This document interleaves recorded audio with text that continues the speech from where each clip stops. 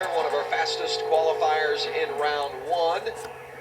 While we were at commercial break, Spencer Gallagher and Cole Custer went to the top of the board. Gallagher currently sits second, and Cole Custer is your leader at a 53.67. Pretty stout. Yeah, it really was. He was one of those Chevrolets that was wedged up in there with the GMS trucks. And how about Grant Enfinger's lap here, tracking about a half a tenth better than Cole Custer's.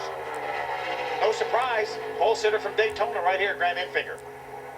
He said his crew chief told him he thought they would be the pole sitter here. I think it's great how everybody tries to figure this out. Grant said, I thought we'd be fifth, but our crew chief said we were going to be first. I think the crew chief knows what's under that truck, how it's tuned up. He's probably got a pretty good idea. The driver just goes out and holds it wide open and hopes he's got a smart crew chief. Well, GMS had the fastest two qualifiers at Daytona with Enfinger and Sauter, and now Enfinger trying to make it stick. Didn't quite get there. Oh. Dropped down and was second. 1/100th of a second right at the line he lost. And it could have been the wind. Could have been a lot of things. A little bit of heat maybe in the engine, got higher than it wanted. Or right at the last moment, dropped from fastest to second quick. We'll see if his teammate Johnny Sauter can do him one better. It was my pick, my early pick for the pole. That get up to speed lap was not one of our fastest laps. Cole Custer actually has the fastest get up to speed lap with a 58.31. Johnny was about 0.6 of a second off of that, but he's tracking in the green, and that's more important than that, I think.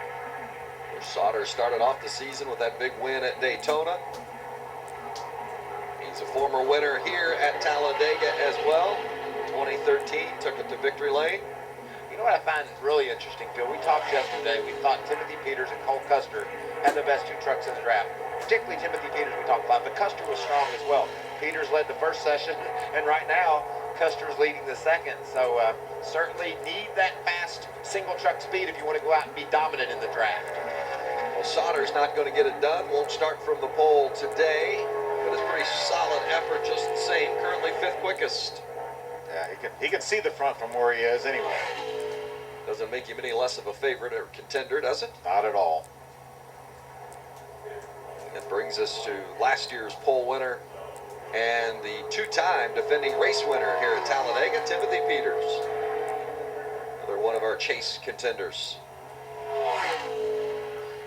Timothy had one of the, about in the mid-pack on his warm-up lap, 59.08. The fastest we saw was indeed Cole Custer. He went around here at 50.31, nearly 3/4 of a second better. Tibbers off pace here in the early going. Yeah, Cole Custer's get up to speed lap was about 3/4 of a second faster than anybody else's get up to speed lap. What's going on here? We saw Peters pushing out a lot of water in his first qualifying lap. Would that have any effect on lap two? Headwind down the backstretch, and you can feel that as a driver.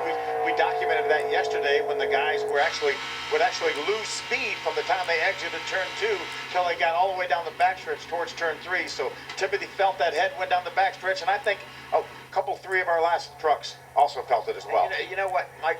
When he came off turn 4, he began to gain time. He was catching or passing, getting ahead of other trucks. So once it got out of that wind, he was able to pick up some, but not all he lost. Well, congratulations to Cole Custer, his 5th career pole here in the NASCAR Camping World Truck Series. Second pole of the season, also earned pole position on the road course, Canadian Tire Motorsports Park. His first start here at Talladega, he's going to start it from the front. Yeah.